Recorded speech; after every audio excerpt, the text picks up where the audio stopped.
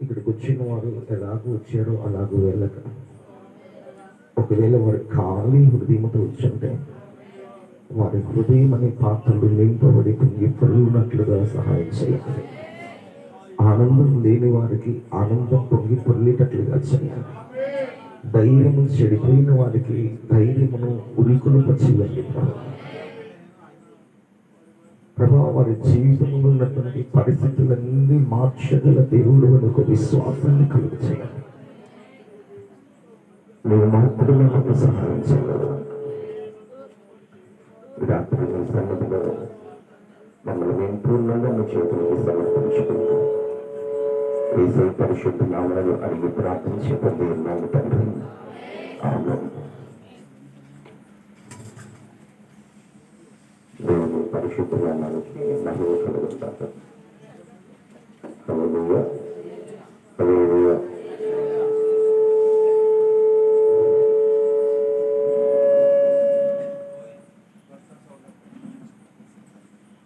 మన రక్షకుడు మన ప్రభువైన యేసుక్రీస్తు పరిశుద్ధ నామములో మరి ప్రాంతంలో సేవ చేస్తున్న దైవజనులు ఇటు వారికి, వారి సంఘ సభ్యులకి, వారి కుటుంబానికి మొదటి నా హృదయపూర్వకంగా తెలియజేస్తూ ఉన్నాను. అట్లాగే నా తోటి సేవకులు శ్రీయన్ గారికి, వారి కుటుంబానికి, వారి విశ్వాసులైన వారందరికీ కూడా ప్రభుత్వం సొంతగా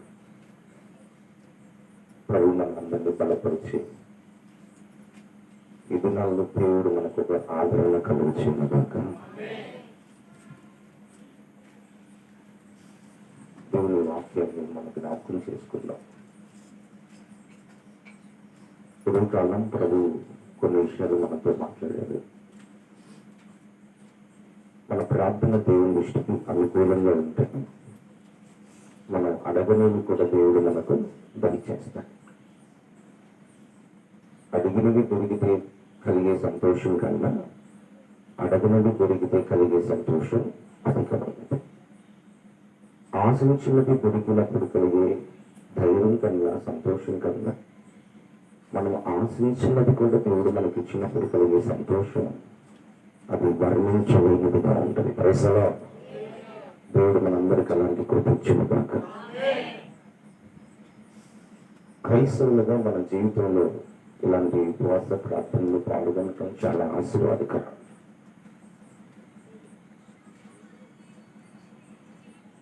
కాబట్టి బైబిల్లో ఒక వ్యక్తి యొక్క ప్రార్థన గురించి మనం ఉదయకాలం మనం చదువుకున్నాం. ఆ వచనంలో కొన్ని పరిచయ వాక్కులు తెలియజేసి దేవుని వాక్యాన్ని కొంత ముందుకు మనం ధ్యానం చేద్దాం. మనం ఎప్పుడు ప్రార్థన చేసినా అది దేవుని దృష్టికి అనుకూలంగా ఉండే ప్రార్థన మనం చేయాలి. మన ప్రార్థన ఎవరి దృష్టికి అనుకూలంగా ఉండాలంటే ప్రార్థన వినే దేవునికి అనుకూలంగా ఉండాలి. ప్రజల ప్రార్థనకు ఉత్తరం ఇచ్చే దేవునికి అనుకూలంగా ఉండాలి. ప్రార్థనకు చెవి ఎక్కే దేవునికి అనుకూలంగా ఉండాలి. ప్రార్థనకు సమీపంలో ఉండే దేవునికి అనుకూలంగా ఉండాలి.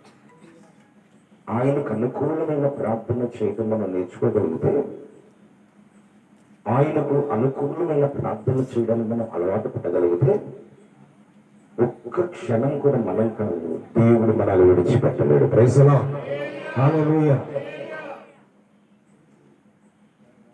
చూడండి, పరిశుద్ధ గ్రంథం నుండి రాజులు 2వ పుస్తకం 3వ అధ్యాయం 10-11 వచనాలని చదువుకుందాం. పరిశుద్ధ గ్రంథం నుండి రాజుల మొదటి పుస్తకం 3వ అధ్యాయం 10-11 వచనాలు చదువుకుందాం.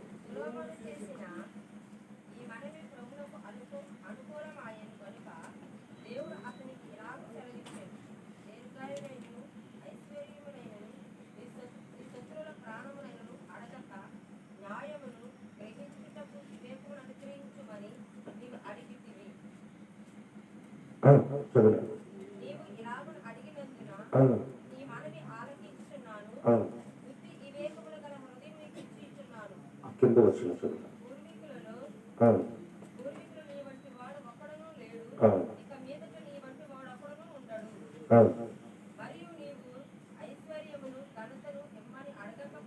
అడగకపోయినను దేవునికి మహిమ కలుగును గాక. హల్లెలూయా. హల్లెలూయా. మన కుటుంబంలో అవసరతలు మనం అడగకపోయినా, మన బిడ్డల జీవితంలో అవసరతలు మనం అడగకపోయినాను ప్రభు మనకు అనుగ్రహించుగాక. నా కుటుంబంలో ఇలాగ దేవుడు చేస్తాడని అనుకుని కూడా అనుకోలేదు. ఇలాగ చేయమని నేను దేవుణ్ణి ప్రార్థన కూడా చేయలేదు. ఇలాగ చేయమని దేవుడిని నేను అడగను కూడా అడగలేదు. కానీ నా దేవుడు అడగకుండానే నాకు ఈ కార్యం చేశారు, నా బిడ్డల జీవితంలో చేశారు అని మనం సాక్ష్యం చెప్పగలిగినట్లుగా ప్రభు మన జీవితంలో కార్యం చేయగాక. ఈ ప్రార్థన చేసిన వ్యక్తి ఎవరంటే దావీదు కుమారుడైన సొలొమోను. అతని దేవుడు ఇశ్రాయేలు ప్రజల మీదకి రాజుగా చేశాడు. నేను రాజు అయిపోయాను కదా అనుకుని అతను అతిశయించి సింహాసనం మీద కూర్చొని అధికారాన్ని చూపలేదు. నేను రాజు అయిపోయిన కదా అనుకున్న అతను గర్వించలేదు. నేను రాజు అయిపోయిన కదా ఇంకా నాకు ఇంకేంటి, నాకు తక్కువ, లోకంలో అన్నిటిని నేను కలిగి ఉన్నాను అనుకుని ఒక రకమైనటువంటి గుర్తులేదు. అతను రాజు అయిన వెంటనే దేవుని పాద సన్నిధికి వచ్చాడు. పైసలో హల్లెలూయా. అతడు వచ్చి దేవుణ్ణి ప్రార్థించడం మొదలుపెట్టాడు. ప్రార్థన ఆలోచించి దేవుని సర్వశరీరుని యొద్దకు వచ్చాడు. ఆ ప్రార్థన ఆలోచించి దేవుడు సొలొమోను చేస్తున్న మనవిని విన్నాడు. నా ఉద్దేశంలో నెరవేర్చి దావీదు యొక్క కుమారుడు నా సన్నిధిలోకి మోకరించాడు. నాకు ఇష్టానుసారమైన దావీదు యొక్క కుమారుడు సొలొమోను ప్రార్థించడం ప్రారంభించాడు. ఇతనికి నేను రాజ్యాన్ని అనుగ్రహించాను.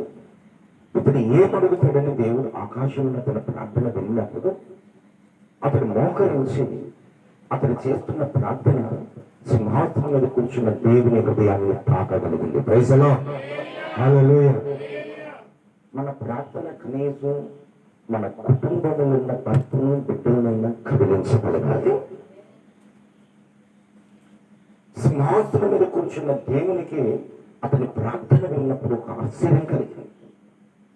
ఎవరైనా దేవుని దగ్గరికి వెళ్ళినప్పుడు ఏమడుగుతాడు? ప్రభు అక్కడ, ప్రభు అంటాడు అక్కడ, నువ్వు దీర్ఘాయుని అడగలేదు, ఘనతను అడగలేదు, నీ శత్రువులు ప్రాణం అడగలేదు, నువ్వు ఐశ్వర్యం అడగలేదు. వాస్తవానికి మనుషులు నాలుగు అడుగుతారు. Praise the Lord. లోకుల ప్రభు నేను గొప్పగా మారిపోవాలంటాడు. రెండు, ప్రభు నా కుటుంబంలో సకల ఐశ్వర్యము ఉండాలంటాడు. మూడు అడుగుతాడు, ప్రభు నాకు ఆయుష్కాలాన్ని పొడిగించు అంటాడు. Praise the Lord. హల్లెలూయా. హల్లెలూయా.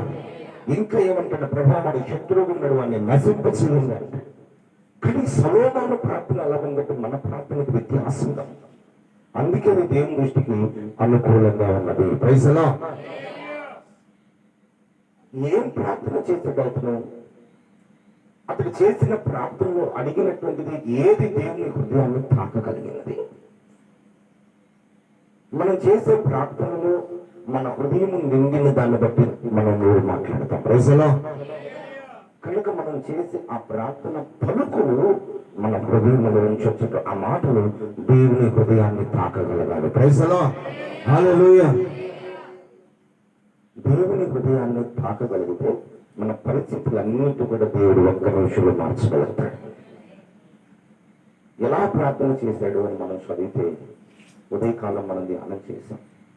దీన్ని మరలా మీకు పరిచయం చేస్తున్నాను. అతడు అడుగుతున్న ఒక చాలా ప్రత్యేకమైన మాట. నేను అనుకుంటాను దానికి ప్రార్థన ఇప్పటివరకు కూడా ఎవరు చేసి ఉంటారు. ప్రజలు అలాగే ఎవరు దేవుని అడగరు. దేవుణ్ణి అడగటానికి వస్తే ఎన్నో విషయాలు అడుగుతున్నాను. కానీ ఇప్పుడు ఏమడిగాడంటే, నేను రాజు అవుతున్నాను ప్రభు, ప్రజలను పరిపాలించడానికి న్యాయమైన పరిపాలించడం, అన్యాయంగా నేను నడవకుండా, చెడు మార్గంతో నేను నడవకుండా మంచి రాజుగా ఉండటం కొరకు అసలు ఏది అన్యాయమో ఏది న్యాయమో నాకు తెలియాలి కదా. ఏది మంచిదో ఏది చెడ్డదో నాకు తెలియాలంటే నాకు గ్రహింపు శక్తిని ఇవ్వమని అడిగాడు. దేవునికి మహిమ కలుగునుగా. హల్లెలూయా. హల్లెలూయా. అతని ప్రార్థనలో దేవుని అడిగిన ఒక బలమైన మాట ఏదంటే, ప్రభా నాకు గ్రహింపుని తెచ్చిమన్నాడు. ఏమడిగాడు అతను? గ్రహింపు శక్తిని వల్ల ప్రభా అని అడిగాడు. ఈ రోజున కూడా మానవునికి ఏం కావాలంటే గ్రహింపు అవసరం. ది అండర్స్టాండింగ్ మైండ్ అంటారు. చెప్పండి, ఏది గ్రహింపు అవసరం. గ్రహింపు అంటే అర్థం ఏదంటే ఏది మనం చేయాలి, ఏది మనము చేయకూడదు, ఎక్కడికి వెళ్ళాలి, ఎక్కడికి మనము వెళ్ళాలి, మాట్లాడాలి, ఏది మనం మాట్లాడకూడదు. Praise the lord.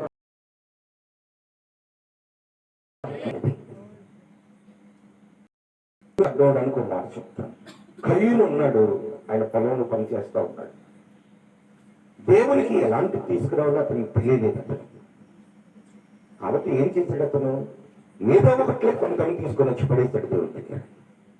హేబేలుకు గ్రహింపు. Praise Lord, hallelujah. దేవునికి ఏది ఇవ్వాలో అతనికి తెలుసు. Praise Lord. దేవుడి దగ్గర ఎలా సంపాదించుకోవాలో తెలుసు అతనికి. Praise Lord. దేవుడు దేన్ని అంగీకరిస్తాడో అతనికి తెలుసు. ఏదో ఒకటి అనుకుని వెళ్ళి దేవుడి దగ్గర తను పెట్టేశాడు అతను కయ్యూను. అతని హృదయంలో గ్రహింపు లేకపోవడం వల్ల అతని అర్పణను దేవుడు ఏం చేశాడు? యాక్సెప్ట్ చేయలేదు. అలాగే దేవునికి ఏది ఇష్టమో దేవుడికి ఏది ఇష్టమో లేదు. దేవునికి ఏది విషయంలో ఆయన కోప్పడతాడో ఏ విషయంలో మన మీద జాలి చూపుతాడు. Praise lord. మనం పరలోకం చేయాలంటే మనం ఏం చేయాలి? నరకం నుండి తప్పించుకోవాలంటే మనం ఏం చేయాలి? Praise Lord. దేవుని సందులో ఒక తీర్పు ఉన్నది. ఆ తీర్పుని మనం తప్పించుకోవాలంటే మనం ఏం చేయాలి? ఇట్లాంటి దేవునికి ఇష్టమైనది ఏది, దేవునికి అసహ్యమైనది ఏది, ఇదంతా మనుషుడు భూమి మీద ఉన్నప్పుడు తన ఆశలను గ్రహింపు కలిగి ఉండాలి. Praise lord.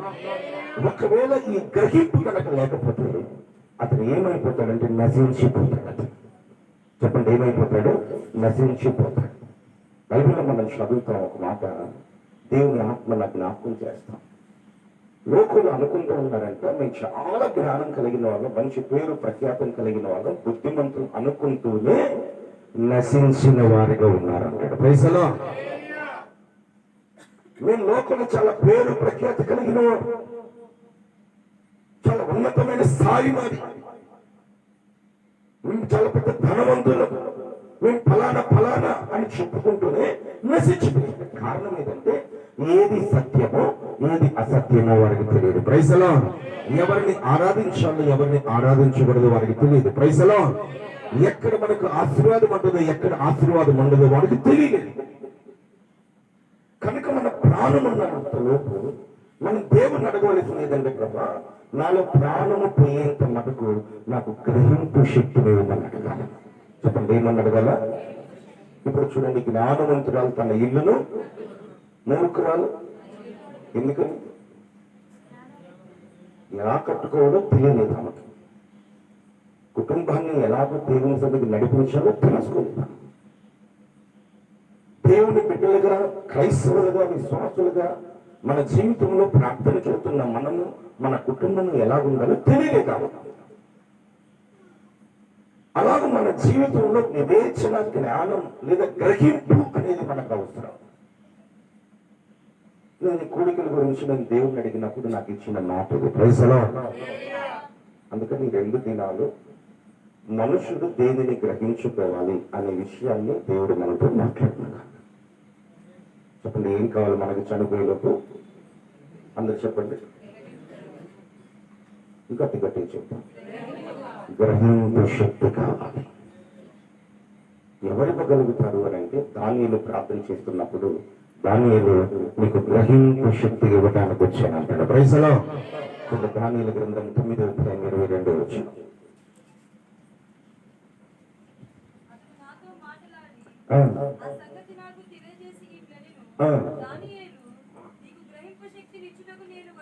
అటువంటి దేవుని దూత వచ్చి దానియేలుకి ఏమి ఇచ్చిందంట? గ్రహింపు శక్తి ఇచ్చింది. దేవునికి మహిమ కలుగును గాక. బాగా ఏంటంటే, నేను ముందుకు వెళ్తా ఉన్నా. దేవుని మందిరములో స్త్రీలైనా పురుషులైనా గ్రహింపు శక్తి గలవారిగా ఉండాలని ఉదయకాలం చదువుకున్నాం మనం. అంటే ఆ విశ్వాసులందరూ కూడా ఏం కలిగి ఉండాలంటే గ్రహింపు శక్తి కలిగి ఉండాలి. దేవునికి మహిమ కలుగును గాక. ఒకవేళ గ్రహింపు లేకపోతే మనం ఆత్మీయంగా గుడ్డితనంలో ఉన్నామని అర్థం. ఒకవేళ గ్రహింపు లేకపోతే మనం జీవితంలో స్థిరపడలేమని అర్థం. Praise lord. ఒకవేళ గ్రహింపు లేకపోతే మన హృదయం మూయబడిందని అర్థం. Praise lord. ఒకవేళ గ్రహింపు లేకపోతే మన జీవితంలో చీకటిలో సంచరిస్తున్నామని అర్థం. కాబట్టి గ్రహింపు మనకు కలుగుకున్న సాధన ఏం చేశాడంటే, మన మనోనేత్రములు అంటే మన కన్నుకి ఈ కన్ను కదా, లోపల ఉన్న నేత్రములు వాడు మూసివేశాడంట. అందుకని మానవుడి జీవితం ఏమైపోయిందంటే, ఎవరిని మనం ఆరాధించాలో ఎవరిని ఆరాధించకూడదు, ఎలాగ మనం దేవుని సందులో జీవించాలి, ఎలా జీవించకూడదు అనే గ్రహింపు లేని వాడిగా మానవుడు ఉన్నాడు. Praise the Lord. అని ప్రభు యేసుక్రీస్తు వారు వచ్చి ఆయన రక్తాన్ని చిందించడం వలన, ఆ రక్తం మన హృదయముల మీద ప్రోక్షించడం వలన గ్రహింపు శక్తిని దేవుడు మనకు ఇచ్చాడు. Praise the Lord. మన మనోనేత్రములు దేవుడు తెరిచాడు. Praise the lord. ఏ విషయంలో మనం ఒక గ్రహింపు, ఒక అండర్స్టాండింగ్ అనేది మనకు రావాలి. ఎంత చెప్పినా వాడి గ్రహింపు కలగలేదంటే, ఒకవేళ మనం దేవుని సన్నిధిలో ఉండి మనం గ్రహించకపోతే విన్న వాక్యం కూడా మన హృదయంలో ఉండదు. విన్న వాక్యం కూడా ఏమో మన హృదయంలో ఉంటుంది. యేసుప్రభు అంటారు, వారు వింటుకు విందుడు కానీ వారు గ్రహించలేదు కనుక దుష్టుడే వచ్చే వాక్యాన్ని తొలగించేశాడంట. అందుకు మనం దేవుని ఏం చేయాలంటే ప్రతిరోజు ప్రమాణాల ప్రాణం ఉన్నంత వరకు నాకు గ్రహింపు శక్తిని ఇవ్వండి. ఎలా నడవాలి, ఎలా నడవకూడదు, ఎలా జీవించాలి, ఎలా జీవించకూడదు, నేను ఏం చేయాలి, ఏం చేయకూడదు, ఏం మాట్లాడాలి, ఏం మాట్లాడకూడదు, ఈ గ్రహింపు నా మనసుకు దయచేసి అడగాలి. Praise the lord. ఏ విషయాల్లో మనం గ్రహింపు కలిగి ఉండాలంటే ఉదయం తెలియజేశాను, దేవుడు అని ఉన్నాడని గ్రహించాలంట. మనం చెప్పండి, నెంబర్ 1, దేవుడు ఉన్నాడు అని మనం గ్రహించాలి. మనం కయ్యూను జీవితంలో అతనికి ఒక గ్రహింపు లేదండి. తన బలి అంగీకరించలేదు, హేబేలు బలి అంగీకరించడని అతను చాలా కోపం వచ్చి బాగా అసూయ పెంచుకొని అతని జీవితంలో తన తమ్ముడిని హేబేలుని అతను మంచిగా మాట్లాడకుండా తోటలో తీసుకుని వెళ్ళి కొట్టి చంపేశాడు. చంపేసిన వెంటనే ఆకాశంలోని దేవుడు ఏం చేస్తున్నాడు, కయ్యూను కయ్యూను పిలిచాడు. అతను ఆకాశంలో విన్నాడు, ఎక్కడ నీ తమ్ముడు ఎక్కడ? అప్పుడు అతనికి ఏం గ్రహింపు కలగదా, నేను చేసినటువంటి పొరపాటును ఆకాశమందున దేవుడు చూచేవాడుగా ఉన్నాడని గ్రహించాలి. Praise the Lord. హల్లెలూయా. మన దేవుడు చూస్తూ ఉండే దేవుడు అని గ్రహింపు కలగాలి. మన దేవుడు ఒక స్థలములో ఉండేవాడు కాదు, సర్వవ్యాప్తి గల దేవుడు అని మనము గ్రహించాలి. Praise the Lord. హల్లెలూయా. మన దేవుడు ఒకే స్థలములో ఉండేవాడు కాదు, ఆయన అన్ని స్థలములు ఉండగలవాడని మనము గ్రహించాలి. కయ్యూను దాన్ని గ్రహించలేక, అరే నేను తమ్ముడిని చంపుతున్నప్పుడు హేబేలు చంపుతున్నప్పుడు దేవుడు చూస్తాడు, దేవుడు నన్ను లెక్కడుగుతాడు అని గ్రహింపు అతనికి లేకుండా అతని జీవితంలో హేబేలు చెప్పడానికి వెళ్ళిపోయాడు. కానీ దావీదు ఏమని ప్రార్థన చేస్తాడు, ప్రభా నేను ఆకాశంలోకి ఎక్కిపోయినా నువ్వు అక్కడ ఉన్నావు, పాతాళానికి దిగిపోయినా నువ్వు అక్కడ ఉన్నావు ప్రభా, నేను ఎక్కడికి వెళ్ళినా కూడా నీ సన్నిధి నుంచి నేను దాక్కోలేను అంటాడు. Praise the Lord. నువ్వు ఎక్కడికి వెళ్ళినా నువ్వు ఉండగలుగుతావు అంటాడు. Praise the Lord. కాబట్టి మానవుడు గ్రహించవలసింది ఏంటంటే దేవుడు అనే ఆయన ఒక ఆయన ఉన్నాడు. 2 మానవుడు గ్రహించవలసిందంటే ఎవరా నిజమైన దేవుడు. 3 మానవుడు గ్రహించవలసింది ఏదంటే తన జీవితంలో ఆ దేవుడు అనేవాడు అన్నిటి చూసేవాడుగా ఉంటాడు. Praise the Lord. ఒక స్థలంలో ఉండేవాడు కాదు, ఒక కాలానికి చెందినవాడు కాదు, ఒక జాతికి మతానికి చెందినవాడు కాదు. మన దేవుడు నిత్యుడగు తండ్రి అన్నాడు. Praise the Lord. చెప్పండి, మన దేవుడు ఎలాంటి వాడు అంటే నిత్యము ఉండే దేవుడే, ఆది అంతము లేని దేవుడే. కాబట్టి మొదట దేవుడు అనేవాడు ఒక ఆయన ఉన్నాడని గ్రహించాలి. దేవుడితో నాకేం పని లేదండి, నేను ఏదైనా చేయగలను అనుకుంటే ఉదయకాలం మనం ధ్యానం చేస్తాము. దేవుడితో పని లేకుండానే నేను నగరం కట్టేసాను లెక్కను ఎదురు తన చేతులు గట్టి వేసే స్థాయికి వెళ్ళిపోయాను. దేవుడే కదా సహాయం చేస్తాడు ఈ నగరం కట్టడానికి, దేవుడే కదా నా కుటుంబాన్ని కాపాడాడు, దేవుడే కదా నన్ను కాపాడాడు అని మనకు గ్రహింపు కలిగినప్పుడు ఆ దేవుడిని కనపరుస్తున్నాను. Praise the lord. నేనే కదా కట్టాను, నా బలం నా శక్తితో నేను చేయగలను, నేను లేకపోతే అక్కడ ఏమీ లేదు, నేను లేకపోతే నా కుటుంబం ఏమి లేదు, నేను లేకపోతే సంఘములు ఏమి లేదు, నేను లేకపోతే పాస్టర్ ఏమి చేయలేదు, నేను లేకపోతే నా పిల్లలు ఏమి చేయలేదు. దేవుడు ఉన్నాడు అనుకోవాలి. Praise the Lord. హల్లెలూయా. హల్లెలూయా. కాబట్టి మొదట మనుషుడు దేవుడు అనేవాడు ఉన్నాడని ఒక గ్రహింపుతో నడుచుకోవాలి. రెండోది, దేవుడు ఉన్నాడని తెలుసుకున్నటువంటి అతను దేవుడు ఎక్కడ ఉన్నాడో అక్కడికి వస్తాడు. దేవునికి మహిమ కలుగునుగాక. హల్లెలూయా. దేవుడు ఎక్కడ ఉంటాడంటే 2 ముగ్గురు ఏకీభవించినప్పుడు నేను అక్కడ ఉంటాను. దేవుడు అంటాడు, నేను వారి మధ్యలో నివసించినట్లు నాకు ఒక పరిశుద్ధ స్థలమును కట్టండి అన్నాడు. దేవుడు ఎక్కడ ఉంటాడు అనగా, అందరము కలిసి ఒక మందిరముగా కూర్చుని ప్రార్థన చేస్తున్నప్పుడు ఆ ప్రార్థనా స్థలములో దేవుడు సంచరిస్తాడు. Praise the Lord. హల్లెలూయా. కాబట్టి దేవుడు ఉన్నాడు అని గ్రహింపు కలిగిన వాడు దేవుడు ఉన్న స్థలములోకి రావాలి. దేవుని సన్నిధిని, ఆ దేవుని సన్నిధి అది దేవుని మందిరం, అక్కడికి వెళితే నాకు ఫలానా ఫలానా కార్యాలు దేవుడు చేస్తాడని గ్రహింపు కలిగిన వాడు దేవుని సన్నిధికి అన్నడు దూరము కాలేడు. Praise the Lord. హల్లెలూయా. హల్లెలూయా. మనం దేవుని సన్నిధికి దూరం అవుతున్నాడు అంటే దేవుని సన్నిధిలో ఉన్న ఆశీర్వాదములను తెలుసుకొనలేని వాడని అర్థం. Praise the Lord. దేవుని సన్నిధిని గురించిన గ్రహింపు కలిగితే, దేవుని మందిరం యొక్క అవసరతను గ్రహించగలిగితే, దేవుని మందిరం యొక్క స్థితి అతనికి అర్థమవ్వగలిగితే, దేవుని మందిరం యొక్క ఆ విలువ అతనికి గ్రహింపు తెలియగలిగితే, అది కనుక అతనికి గ్రహించుకోగలిగితే అతను దేవుని మందిరమును విడిచిపెట్టలేడు. Praise the lord.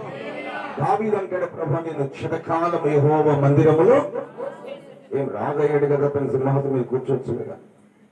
మనల్ని దేవుడు కలెక్టర్ చేశాడు అనుకోండి, ఎప్పుడైనా కనపడతాం. కలెక్టర్ వరకు ఎందుకు, 30,000 జీతం వేస్తే చాలు. 30 రోజులు సేవకులు మన చుట్టూ తిరగాలి. Praise the Lord. హల్లెలూయా. ఉద్యోగం లేనంత వరకు పాస్టర్ గారు ఉద్యోగం కావాలా, పాస్టర్ గారు ఉద్యోగం కావాలా, పాస్టర్ గారు ఉద్యోగం కావాలని ప్రార్థన చేస్తూనే ఉంటాం. దేవుడు పాస్టర్ గారి బాధను, వారి పిల్లలు దీవించబడాలయ్యా, ఉద్యోగం ఉంటే వారు బాగుంటారని పాస్టర్ గారి కన్నీరు కాస్తూ దేవుడు ఒక ఉద్యోగం ఇస్తాడు. వాళ్ళకి ఉద్యోగం ఇచ్చినప్పుడు ఏమంటాను చెప్పండి, పాస్టర్ బాగున్నారా, నేను బాగానే ఉన్నాను ఆయన, నువ్వు ఎలా ఉన్నావు, ప్రార్థన కనపడలేదండి. చాలా బిజీ అయిపోయానండి నేను జాబ్లో. దేంట్లో బిజీ అయిపోయాడు, ఉద్యోగంలో చాలా బిజీ అయిపోయాను, అందుకే నేను రాలేకపోతా ఉన్నాను. If you come Sunday evening, ఆదివారం సాయంత్రం రాగలుగుతారా? సరే, పిల్లలు పిలిచాను వెళ్తారు. పాస్టర్ గారు వచ్చారు అంటే అదే తీసుకురండి, ఒక హడావుడు చేసి చిన్న ప్రార్థన చేసుకుని పాస్టర్ టికెట్ తీసి అదే అనుకుంటాడు. దేవుని మందిరం యొక్క విలువ తెలిసినవాడు, దేవుని సన్నిధి యొక్క విలువ తెలిసినవాడు దానికి దూరం కాలేడు. Praise the Lord. దావీదు దాన్ని గ్రహించినవాడు. అందుకని ఏమని ప్రార్థన చేస్తున్నాడు చూడండి. 51వ కీర్తనలో మార్చుదాం. 51వ కీర్తన 11వ వచనం. నీ సన్నిధిలో నుంచి నన్ను ఏం చేయకంటున్నాడు దావీదు. ఎందుకని ప్రభా, నీ సన్నిధిలో నుంచి నన్ను దూరం చేయొద్దు ప్రభా అంటాడు. నేను దూరం అవటం కాదు ప్రభా, నువ్వు నన్ను తోసివేయద్దు ప్రభా అంటాడు. కాబట్టి నేను చిరకాలము నా దేవుడి మందిరంలోనే ఉండగోరదని అంటాడు. Praise the Lord. అందరం అలాగ చెప్పి దేవునికి స్తోత్రాలు చెల్లిద్దాం. ప్రాణమున్నంత వరకు నా దేవుని సన్నిధిలో కనబడదురనే స్తోత్రం చెల్లిద్దాం. నా ఊపిరి పోయేంత వరకు నా దేవుని సన్నిధిలో కనబడేదను. నా ప్రాణం ఉన్నంత వరకు నా దేవుని ఆరాధించేదను. నా ఊపిరి ఉన్నంత వరకు దేవుని స్తుతించేదను. అలాగ దేవుడు మన కృపనిచ్చినట్లుగా స్తోత్రం చెల్లించేదము. హల్లెలూయా, హల్లెలూయా, హల్లెలూయా, హల్లెలూయా. Praise the Lord, praise the Lord, praise the Lord. రిమాల షబకల దురబకల దుర. ఆమేన్. చెప్పండి, మన ప్రాణం ఉన్నంత వరకు మన దేవుని సన్నిధికి ఏమవకూడదు. దావీదు గొప్ప రాజే కదా, గొప్ప రాజు, రాజుగారికి చాలా పనులు ఉంటాయి. అయినప్పటికీ ఏమన్నాడు ఆయన, నీ మందిర ఆవరణములో జీవితాంతం నేను ఉండాలనుకున్నాడు. Praise the lord. ఎందుకనంటే దేవుని సన్నిధిలో ఉన్న ఆశీర్వాదాలను అతను గ్రహించినవాడు, దేవుని సన్నిధి యొక్క విలువను గ్రహించినవాడు, దేవుని మందిరం యొక్క విలువను గ్రహించినవాడు దావీదు. అందుకనే దావీదు ఏమంటాడు, ప్రభా పిచ్చుకలకు బలిపీఠం దగ్గర నివాసం దొరికిన నేను ఉండలేకపోయానే అంటాడు. Praise the Lord. హల్లెలూయా.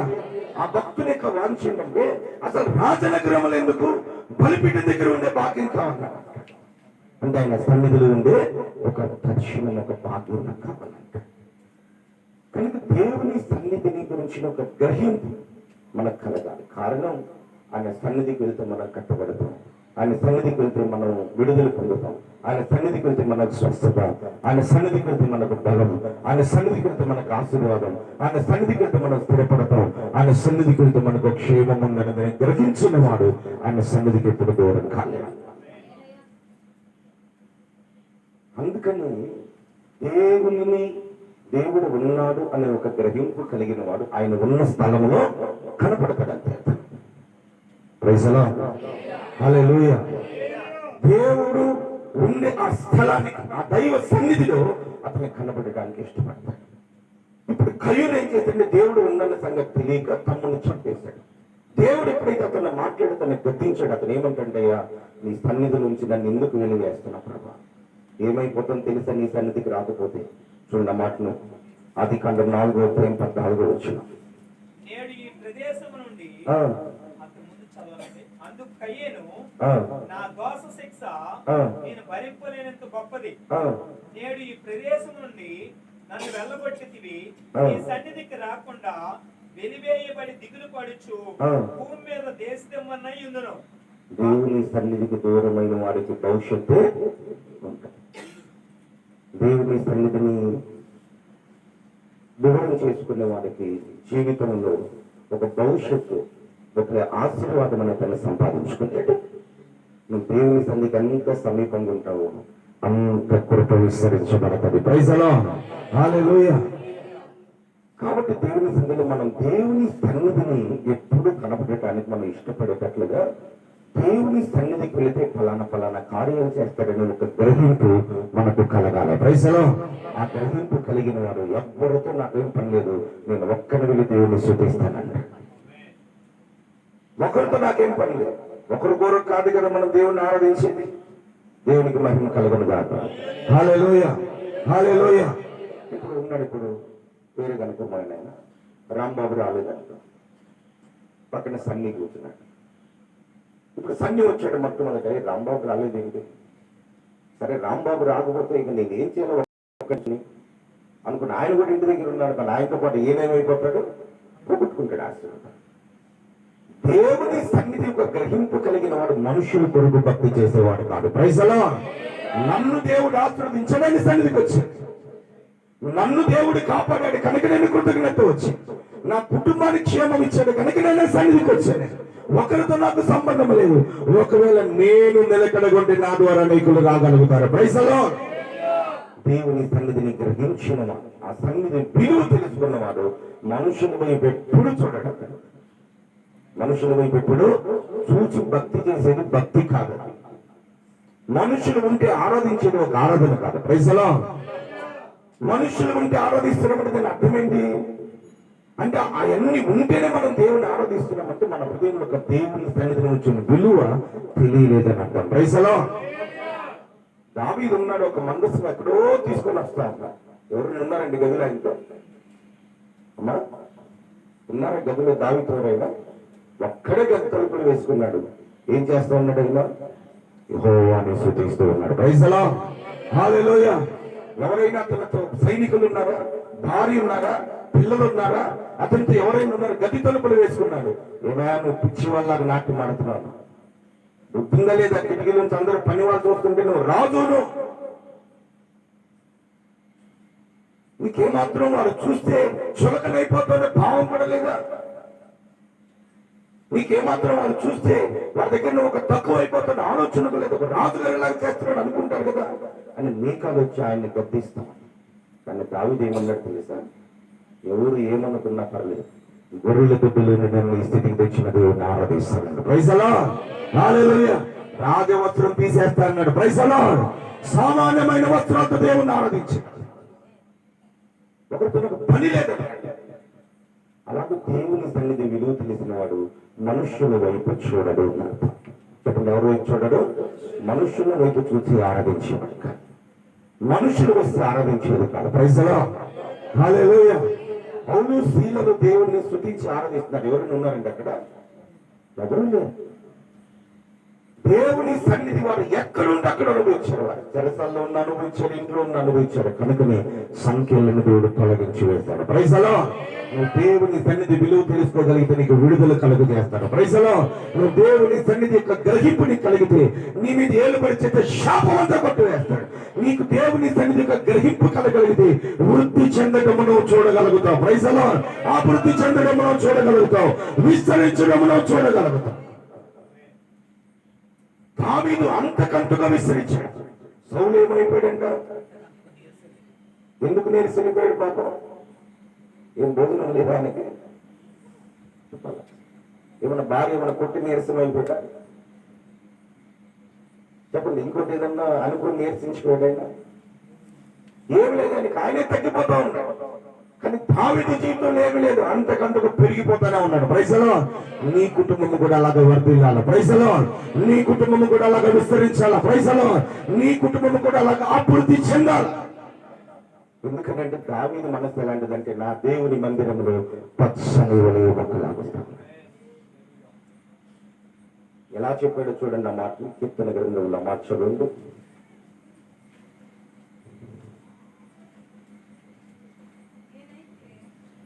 అమ్మా అదేం చెప్పినారు?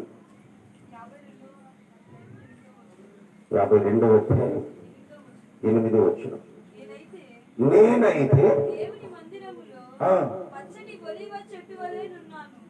ఏమన్నాడు అక్కడ? నేనైతే అన్నాడు. పర్సనల్ గా చెప్పుకుంటున్నాడు ఆయన. ఒకరు ఎలాగుంటారో దేవుని మందిరం నాకు తెలియదు, ఒకరు దేవుని సన్నిధికి వస్తారో రారో నాకు తెలియదు, ఒకరు దేవుని సన్నిధికి దూరం అవుతారో నాకు తెలియదు. నేను మటుకు నా దేవుని సన్నిధిలో ఎలా ఉంటాను, అది మనకు కావాలా. Praise the Lord. ఎందుకు ఆయన అలాగంటూ ఉన్నాడు అంటే అతను గ్రహించాడు. గ్రహించిన వాడు కనుక అతను ఏమైనా అంతకంతకు వర్ధిల్లుతూనే ఉన్నాడు. Praise the Lord. హల్లెలూయా. నీ కుటుంబం వర్ధిల్లాలన్నా, నీ కుటుంబం అభివృద్ధి చెందాలన్నా, నీ పిల్లల జీవితంలో భవిష్యత్తు బాగుండాలంటే మొదట నేను నా ఇంటి వారు యెహోవాను సేవించగలను.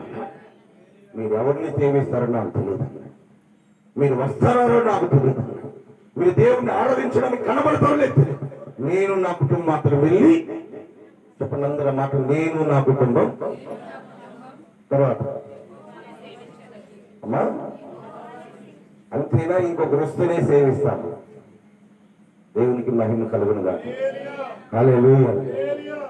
ఏమీ లేకపోయినా మనలో దేవుని సన్నిధిని అనుభవించగలిగితే ఏ వాయిద్యం ఏది అవసరం లేదు, నిండైన అభిషేకం దేవుడు మనకిస్తాడు.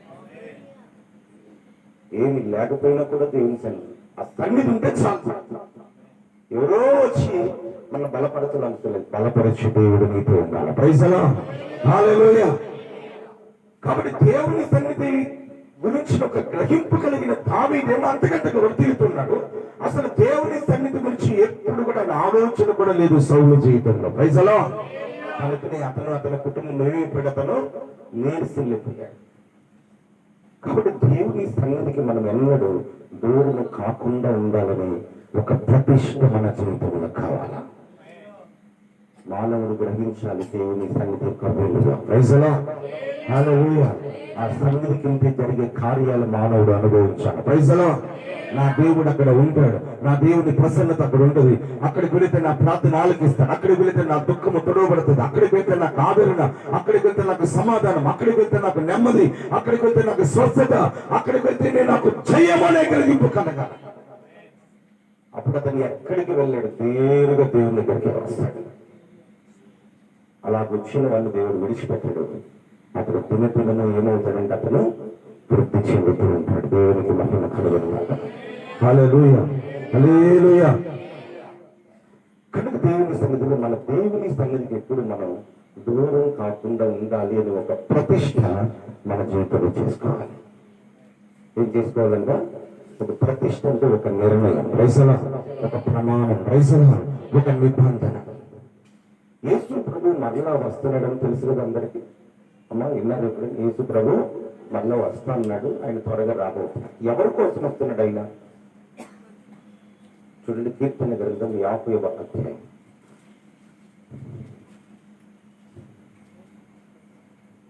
4వ వచనం అనుకుంటా.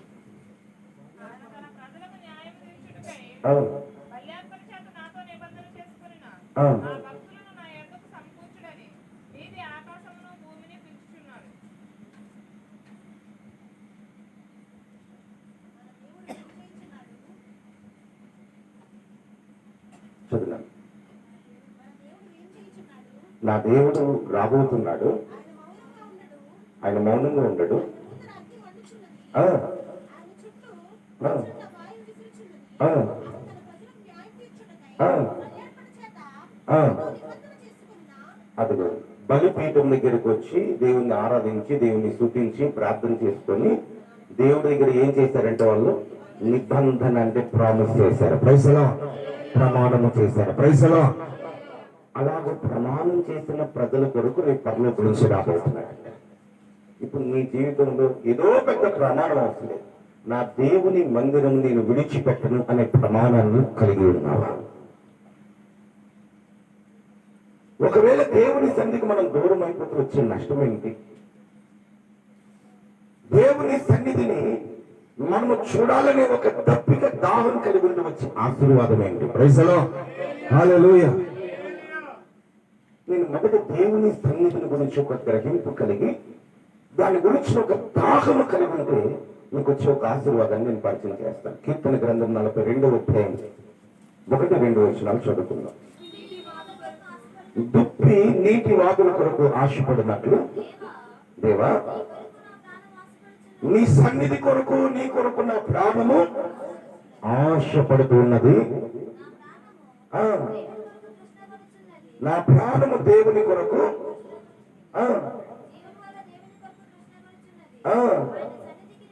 దేవునికి మహిమ కలుగును గాక.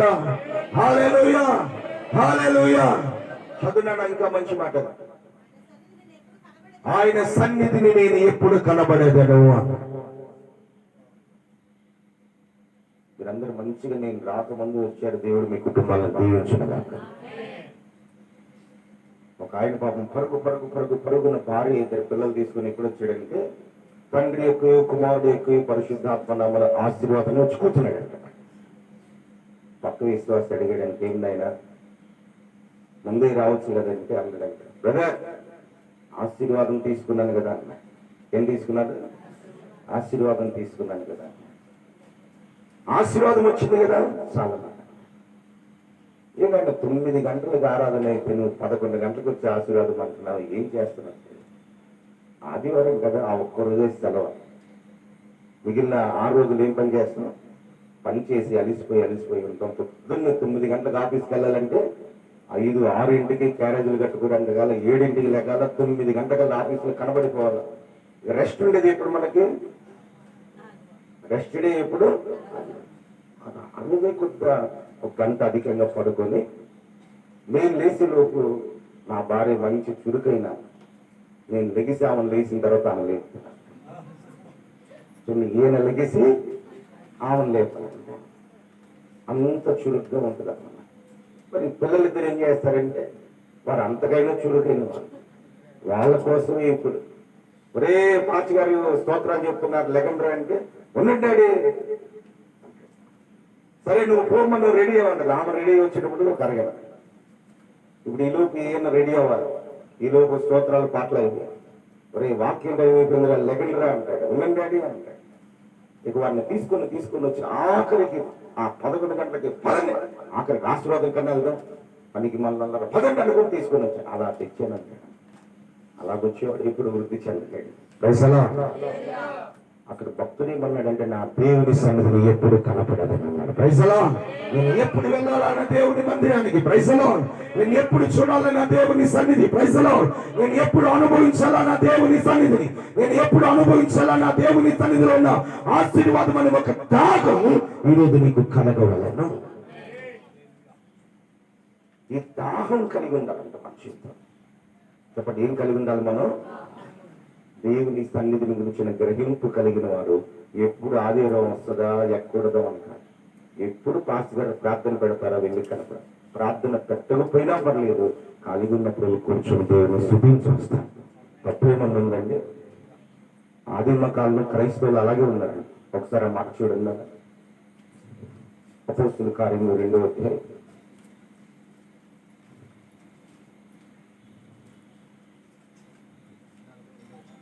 42 వచ్చిన మీరు అపోస్తలుల బోధయందును సహవాసమందును రొట్టె విరుచుటయందును ప్రార్థన చేయుటయందును ఎడతెగక ఉండిరి. బ్రదర్ అక్కడ కాదు, మీరు పొరపడ్డారో మాట చెప్తాను. సారీ ఒక మాట చూపిస్తాను. 45 వచ్చిన 46 వచ్చిన. మరియు వారి ఏక మనస్కులై ప్రతి దినము దేవాలయంలో తప్పక కూడుకొనుచు. ఆదివారం ఒక రోజుగా నెలకు ఒకసారా లేకపోతే ప్రతిరోజు? ఇక్కడ కూర్చున్న వాళ్ళకి చెప్పండి, అలాంటి దాహము కలుగును గాక. మాస్టర్ గారి కంటే వేరే ఏం లేదండి. వాళ్ళు ప్రార్థన కూర్చొని దేవుని ప్రార్థన చేస్తారు కాబట్టి వాళ్ళు ప్రతిరోజు చేస్తారు. మనకు ఏం పని ఉంటుంది? ప్రార్థన చేసుకోవడానికి కూడా దానికి సమయం పెట్టుకోవాలి. ప్రతిరోజు దేవుని సన్నిధిని వెతకగలిగితే ప్రతిరోజు నువ్వు వ్యక్తి చెందగలుగుతావు. Praise the Lord. హల్లెలూయా. చూడండి, ఒక మనుషుడు దూరంగా ఉంటే ఎవరిని తెలుసుకుంటామో, దగ్గరికి ఉంటే తెలుసుకుంటాము. ఇప్పుడు పెళ్లి చూపుల్లో చూసండి మంచిగానే ఉన్నాడు, ఇప్పుడు అర్థమైందండి పెళ్ళైన 5 సంవత్సరాలు. అప్పుడే మాకు తెలియలేదు, దూరంగా ఉండి చూశాను, బాగానే ఉన్నాడు అనుకున్నాను. ఇప్పుడు 5 సంవత్సరాల తర్వాత ఏమైంది? అలాగే దూరంగా ఉంటే మనం ఏం తెలుసుకోగలం, దగ్గర అవుతేనే తెలుసుకోగలుగుతాం. Praise the Lord. హల్లెలూయా. అంటే నువ్వు దేవుని సన్నిధికి ఎంత దగ్గరగా ఉంటావో అంతగా నువ్వు దేవుని గురించి నువ్వు నేర్చుకోగలుగుతావు, అంతగా నువ్వు దేవుని స్థిరంగా ఉండగలుగుతావు, అంతగా నువ్వు దేవుని బలపడగలుగుతావు. అందుకు ఆ భక్తులు ఏమంటాడండి, ప్రభా నా దేవుని సన్నిధి నేను ఎప్పుడు కనబడేదను. Praise the Lord. హల్లెలూయా. ఎప్పుడు సమయం దొరుకుతుందా, ఎప్పుడు నాకు దేవుడు అవకాశం ఇస్తాడా, వెళ్ళి దేవుని స్తుతించగలగడానికి, ప్రార్థన చేయడానికి, మందిరంలో కూర్చోడానికి, ఆ జీవము గల దేవుని మాటలు వినడానికి, పరిశుద్ధుడైన దేవుని ఆరాధించడానికి నేను ఎప్పుడు కనపడదని ఒక దాహముతో మాట్లాడాడు. తన జీవితాన్ని ఎవరితో పోల్చుకున్నాడంటే, అడవిలో ఒక తుప్పి ఉందయ్యా, అడవిలో దానికి ఏం దొరకదు? నీరు దొరకదు. చెప్పండి, అడవిలో ఏం దొరకదు? దానికి నీరు దొరకదు. అలాంటి నీరు దొరకని పరిస్థితిలో ఉన్న ఆ తుప్పి అడవిలో ఉండి ఎలాగైతే దప్పి కలిగి ఉందో, ఈ లోకము అని ఒక అరణ్యములో ఉన్న మనము దేవుని కొరకు దాహం కలిగి ఉండాలి. Praise the Lord. హల్లెలూయా. లోకం అనేది ఒక అరణ్యము లాంటి, లోకములు ఎన్నో మనం ఆకర్షిస్తూ ఉంటాం, లోకములో ఎన్నో మనల్ని ఆకట్టుకుంటూ ఉంటాం. కానీ ఈ భక్తుని ఏం ఆకట్టుకుంటూ ఉంది? అరణ్యములో ఉన్న ఒక తుప్పి ఎలాగో దప్పిక కలిగి దాహం కలిగి ఉండదు, ఎన్నో నన్ను ఆకర్షించి బలహీనం చేసే ఈ లోకములో నా దేవుని కొరకు దప్పిక కలిగి ఉండాలి. Praise the Lord. హల్లెలూయా. ఎన్నైనా కనబడనివ్వండి, లోకములు ఎన్నైనా నన్ను ఆకర్షించనివ్వండి, కానీ నా దేవుని సన్నిధిని చూడాలని ఒక దప్పిక దాహం యేసు ప్రభుని కలుగుచున్నదాకా. దేవుని సన్నిధిని గ్రహించగలడు, దాహము కలిగి ఉంటాడు. చెప్పండి, ఏం కలిగి ఉంటాడు? దాహం. దప్పి కలిగిన వాడు కొండ యుద్ధకు వెళ్ళగలుగుతాడు, దేవుని సన్నిధిని చూడాలని దప్పి కలిగిన వాడు దేవుని సన్నిధి కనపడతాడు. Praise the Lord. హల్లెలూయా. రెండోది అక్కడ ఎలాంటి పరిస్థితులు అంటే, ఒక అరణ్యం, అరణ్యములో ఉండి వాడు దేవుని కొరకు దాహం కలిగి ఉందంట. అరణ్యంలో ఏముంది అని మనం చూస్తే విష జంతువులు ఉంటాయి అక్కడ. చెప్పండి, ఏమంటే విష జంతువులు అంటే పోరాటాల మధ్య, సమస్యల మధ్య, ఇరుకుల మధ్య, ఇబ్బందుల మధ్య నా దేవుని సన్నిధిని చూడాలనుకున్నారు. Praise the Lord. హల్లెలూయా. మన జీవితంలో కొన్ని పోరాటాలు వస్తాయి, కొన్ని సమస్యలు వస్తాయి, కొన్ని ఇరుకులు వస్తాయి, దేవుని సన్నిధిని చూడకుండా మనం కూర్చుంటాం. కానీ ఈ వ్యక్తి ఏం చేస్తున్నాడు తెలుసా? అరణ్యములో ఉండి కూడా, ప్రైజ్ ది లార్డ్, ప్రతికూల పరిస్థితులు ఎన్ని కనిపించినా, హాని కలిగించే పరిస్థితులు ఉన్నా, ఆకర్షణీయమైన ఏమి కల్పించినా, విష జంతువులు వంటివి అంటే మన జీవితాలను అనేక రీతులుగా పరిస్థితులు, మన బాధలు అనుభవిస్తున్నా నా దేవుని సన్నిధిని చూడాలని ఒక దప్పిక కలిగి ఉన్నాం. Praise the Lord. హల్లెలూయా. మూడవది, అరణ్యం అంటే ఒక ఒంటరితనం. మనకు ఎవ్వరు లేకపోయినా, మనకెవరు ఆదరించేవారు లేకపోయినా, నువ్వు దేవుని సన్నిధిని చూడగలిగితే నీకు ఒక మంచి ఆశీర్వాదాన్ని దేవుడు ఇచ్చాడు. ఈ తుప్పి ఎలాగైతే దప్పిక కలిగి ఆ నీటి వాటర్ కొరకు ఎదురు చూస్తుందో, అదే విధంగా మనం దేవుని సన్నిధి కొరకు దాహం కలిగి ఉండగలిగితే, ఆ గ్రహింపు మనం కలిగి ఉండగలిగితే, ఈ తుప్పి ఎక్కడ ఉంటుందంటే ఉన్నత స్థలంలో ఉంటుందంట. Praise the Lord. చూడండి, మాటని సమీల్ రాసిన 2వ పుస్తకం 22వ అధ్యాయం 34వ వచనం.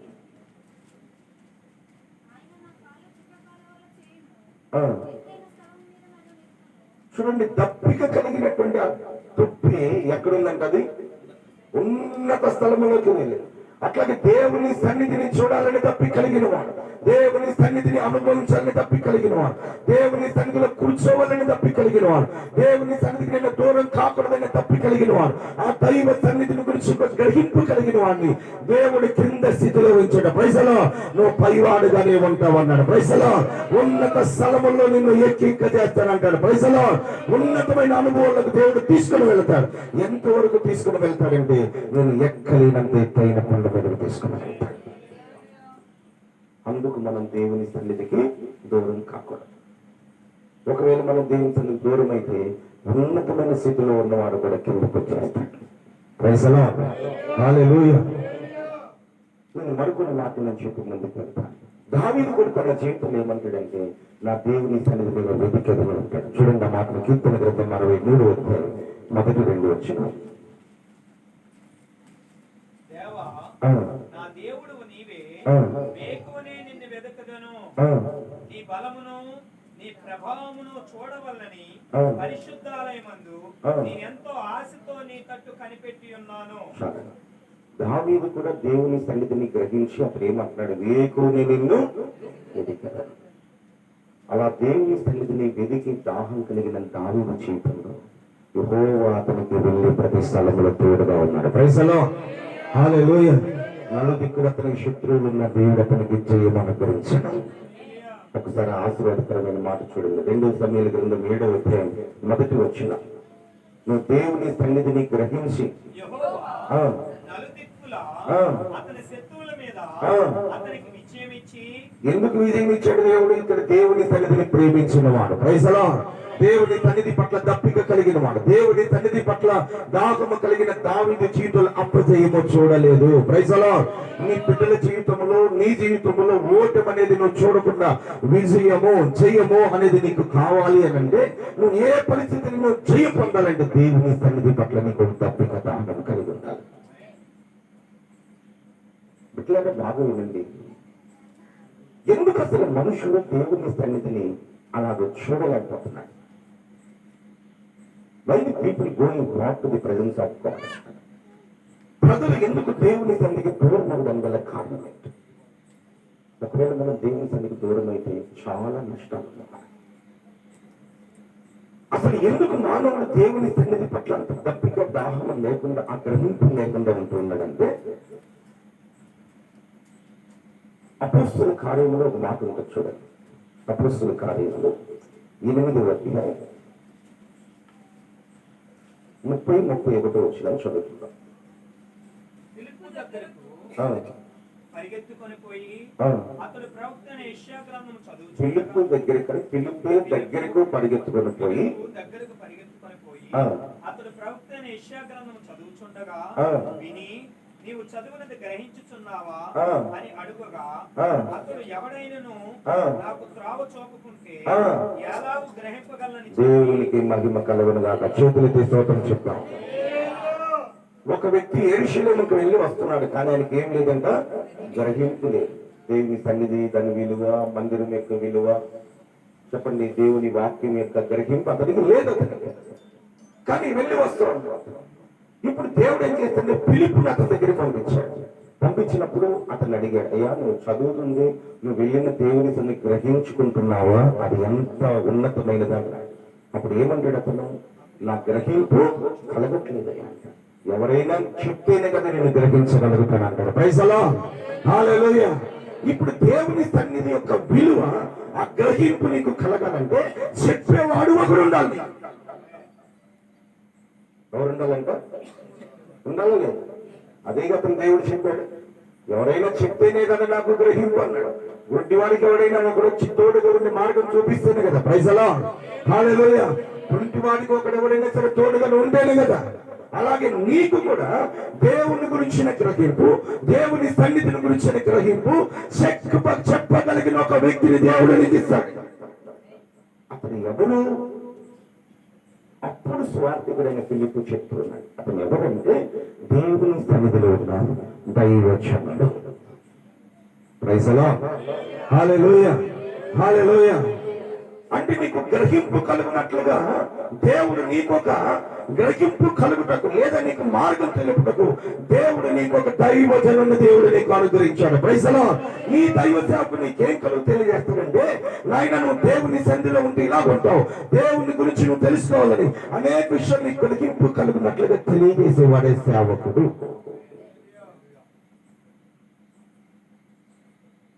నేను మరొక మంచి మాట చెప్తాను. హింసకుడు, దూషకుడు, హానికరుడైన సౌలు పౌలుగా మార్చబడ్డాడు. క్రైస్తవుని హింసించడానికి వెళ్తున్నాడు సౌలు. ఆకాశం దేవుడు సౌలా పిలిచాడు. నువ్వెవడో ప్రభు అన్నాడు. నువ్వు హింసిస్తున్నటువంటి క్రీస్తు అన్నాడు. నువ్వు పట్టణంలోకి వెళ్ళు, నువ్వు ఏం చేయాలో నీకు అక్కడ ఒక వ్యక్తి చెప్తాడు అన్నాడు. రెండు అమూల్యమైన మాట. అపొస్తలుల కార్యములు 9వ అధ్యాయం. పట్టణములోకి వెళ్ళుము, అక్కడ నీవు ఏమి చేయవలెనో అది నీకు తెలుపబడినని. దేవునికి మహిమ కలుగును గాక. హల్లెలూయా. 9వ అధ్యాయం 6వ వచనం. అపొస్తలుల కార్యములు 9:6. అందరు చూసారా? చూసిన వారందరు నా వైపు చూడండి. సౌలుతోటి ప్రభు ఏమంటాడంటే, నువ్వు లేచి పట్టణంలోకి వెళ్ళు. నువ్వు ఎలాగుంటే దీవించబడతావు, నీ కుటుంబం ఎలాగుంటే నువ్వు బలపడతావు, లేదా నువ్వు పరలోకం వెళ్ళాలంటే నువ్వు ఏం తెలియాలి, దేవుని గురించిన ఒక గ్రహింపు, దేవుని మందిరం గురించిన ఒక విలువ, నీ జీవితాన్ని గురించిన ఒక విలువ, అన్ని విషయాలు నీకు తెలియపరిచేవాడు ఒక ఆయన నాడు పట్టణంలో అంటాడు. Praise the Lord. హల్లెలూయా. అలాగే తెలియజేసేవాడే దైవజనుడు దేవుడు మనకు అనుగ్రహించాడు. ఇప్పుడు దైవ సన్నిధికి మనం దూరం అయ్యామంటే 2 విధములైన నష్టం తెచ్చుకున్నాం. ఒకటి, మన కుటుంబము అభివృద్ధి చెందదు. 2, మార్గం చెప్పేవాడు మనకు ఉండడు. Praise the Lord. హల్లెలూయా.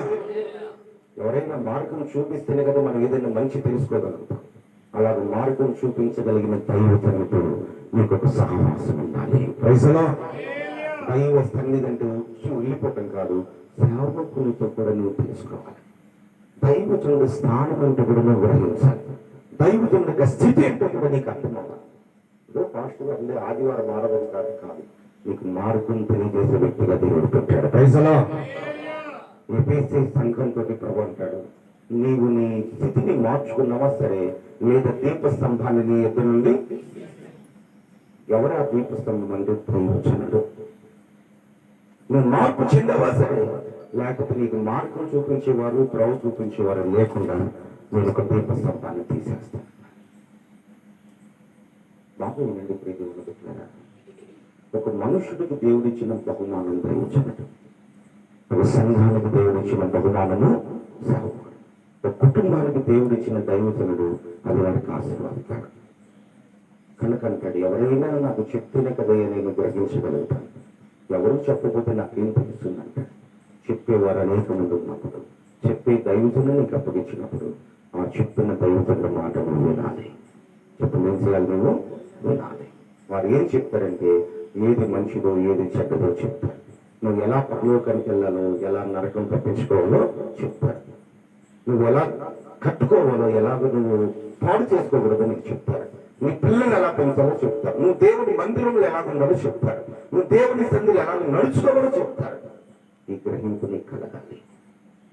అందుకంటాడు, అయ్యా నాకు చెప్పేవారు లేకపోతే నాకు గ్రహింపు రాదు అంటాడు. Praise the Lord. హల్లెలూయా. ఇతని దగ్గరికి దేవుడు సువార్తికుడైన ఫిలిప్పుని పంపించాడు. ఇతనికి గ్రహింపు కలగకపోవడానికి కారణం ఏంటి అసలు?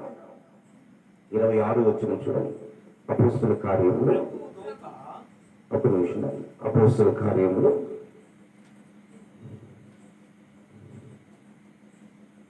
8:26 వచనం చదువుదాం. నీవు లేచి దక్షిణముగా వెళ్ళి యెరూషలేము నుండి గాజాకు పోవు అరణ్య మార్గమును కలుసుకోమని ఫిలిప్పుతో చెప్పగా అతడు లేచి. ఇతను ఎక్కడికి ప్రయాణం చేస్తున్నాడు? యెరూషలేము నుండి గాజాకు వెళ్తా ఉంటే దేవుడు అతన్ని పంపించాడు. Praise the Lord. ఆ వ్యక్తి ఎక్కడికి వెళ్తున్నాడు అంటే యెరూషలేము నుండి గాజాకు వెళ్తున్నాడు. చెప్పండి, అందరూ ఎక్కడికి వెళ్తున్నాడు? అతను గాజాకు వెళ్తున్నాడు. గాజా అంటే అర్థం ఏదంటే పాపము చేసే మార్గం అని అర్థం. చెప్పండి, ఏ మార్గం అని అర్థం? పాపుల మార్గం అని అర్థం. ఒక వ్యక్తి పాపములో ఉన్నంత వరకు అతనికి గ్రహింపు కలగదు. Praise the Lord. అందుకే అతన్ని పాపం నుండి బయటకు తీసుకురావడం కొరకు దేవుడు అతనికి సాగుతం ఇచ్చాడు. Praise the Lord. ఒక వ్యక్తి ఆ జీవితంలో ఉన్నంత వరకు అతని గ్రహింపు కలగదు. అతని గ్రహింపు కలిగి అక్కడ ఉంటే నువ్వు నశించిపోతావు అని చెప్పుడు కొరికే ఒక సేవకుని ఇచ్చాడు. కనుక నా మనుషులు ఆ పాపుల మార్గంలో వెళ్ళినంత వరకు తన జీవితంలో వారికి గ్రహింపు కలగదు అని అక్కడ మనం చదువుతాం. రెండోది, ప్రభు నా హృదయంతో చెప్పిన మాట చెప్తారు. బలవంతుడైనటువంటి శాంసన్ ఒకరోజు గాజా పట్టణానికి వెళ్ళాడంట. చెప్పండి, ఎక్కడికి వెళ్ళాడు అతను? గాజా పట్టణాలకు వెళ్ళాడు. చెప్పండి, ఎక్కడికి వెళ్ళాడు? గాజా పట్టణానికి వెళ్ళాడు.